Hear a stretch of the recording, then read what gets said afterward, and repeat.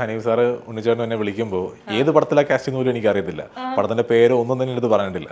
എൻ്റെ അടുത്ത് Hanif sir first ചോദിക്കുന്നത്, എനിക്ക് ആക്ച്വലി നല്ല മുടിയുണ്ടായിരുന്നു. അപ്പോൾ ഹനീഫ് സാർ ഫസ്റ്റ് ചോദിക്കുന്നത്, ആ മുടി നിനക്ക് ഇപ്പോഴും ഉണ്ടോ എന്ന് ചോദിച്ചു. ഞാൻ ഇല്ല സാറേ, മുടി ഞാൻ വെട്ടി, 2-3 ദിവസം മുന്നേ മുടി വെട്ടി. ആ കുഴപ്പമില്ല, നീ എന്തായാലും നാളെ വാ.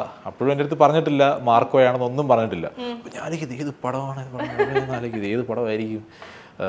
അപ്പോൾ ഞങ്ങളിരുന്ന് സോഷ്യൽ മീഡിയ ഒക്കെ നോക്കുക. അങ്ങനെ ഇതുപോലെ ഉണ്ണിച്ചേട്ടനെ എങ്ങാണ്ട് പണ്ട് കുറച്ചാൾ മുന്നേ മാർക്കോ എന്ന് പറഞ്ഞ് ഇങ്ങനെ ഉണ്ണിച്ചേട്ടൻ ഇങ്ങനെ കസരയിൽ ഒരു സിഗാർ പിടിച്ച് നിൽക്കുന്ന ഒരു പടം ഇങ്ങനെ കണ്ടുപിടിച്ചു. അപ്പോൾ ഞാൻ മനസ്സിലായി, മാർക്കോ ആകാൻ ചാൻസ് ഉണ്ട്. അപ്പോഴും എൻ്റെ ക്യാരക്ടർ ഇതാണെന്നൊന്നും പറഞ്ഞിട്ടില്ല. പിന്നീട് വരുമ്പോഴാണ് ഇതുപോലെ മാർക്കോ എന്നാണ്. അപ്പോൾ ഞാനിങ്ങനെ മാർക്കോയാണ് ആലോചിച്ചത്, കറക്റ്റ് തന്നെയാണെന്ന് മനസ്സിലായത്.